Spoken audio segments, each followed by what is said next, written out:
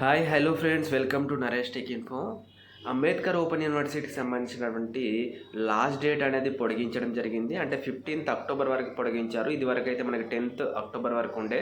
So దానికి సంబంధించినటువంటి పూర్తి సమాచారం నేను ఈ వీడియోలో చెప్పాలనుకుంటున్నాను. మీలో కనుక నా యొక్క ఛానల్ని ఫస్ట్ టైం చూస్తున్నట్లయితే మీరు ఎవరైనా నా యొక్క ఛానల్ని లైక్ చేయండి, షేర్ చేయండి, సబ్స్క్రైబ్ చేయండి. ఇక టాపిక్లోకి వెళ్ళిపోతాం.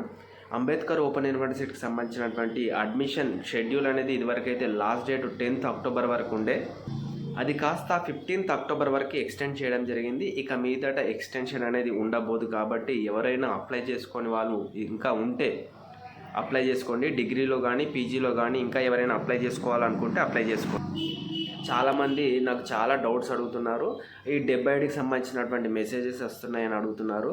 సో కొన్నిసార్లు మనకి 70 లేకుండా అప్లికేషన్ అనేది జరిగింది. కాబట్టి అపార్ ఐడి అండ్ 70 అనేది ఖచ్చితంగా క్రియేట్ చేసుకోండి. యూనివర్సిటీ వాళ్ళు ఖచ్చితంగా ఫోకస్ చేస్తున్నారు కాబట్టి 70 అనేది క్రియేట్ చేసుకోండి. అదేవిధంగా ఆంధ్రప్రదేశ్ వాళ్ళు నాకు చాలామంది మెసేజ్ పెడుతున్నారు.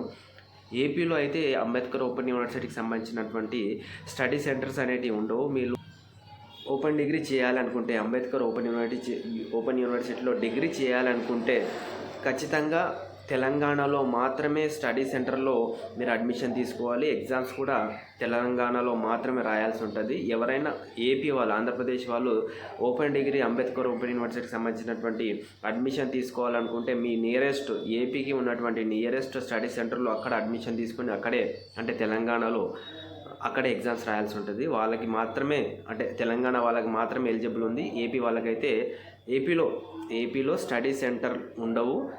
ఏపీ స్టూడెంట్స్ తెలంగాణలో వచ్చి అడ్మిషన్ అయ్యి ఎగ్జామ్స్ అనేది రాసుకోవచ్చు అనమాట. బిఎల్ఐసికి సంబంధించి కూడా అడుగుతున్నారు.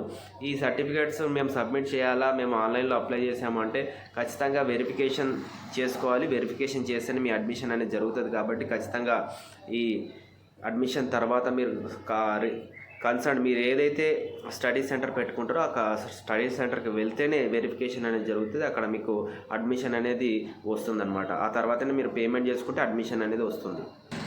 ఖచ్చితంగా స్టడీ సెంటర్కి వెళ్ళి, ఒకవేళ ఇదివరకు అడ్మిషన్ అయిన వాళ్ళు కూడా ఒకవేళ ఫామ్స్ చేయకపోతే స్టడీ సెంటర్కి వెళ్ళి మీ యొక్క ఫామ్స్ అనేవి సబ్మిట్ చేయండి. అంబేద్కర్ ఓపెన్ యూనివర్సిటీలో ఎలాంటి డౌట్స్ ఉన్నా నాకు కింద కమెంట్ బాక్స్లో కామెంట్ చేయండి.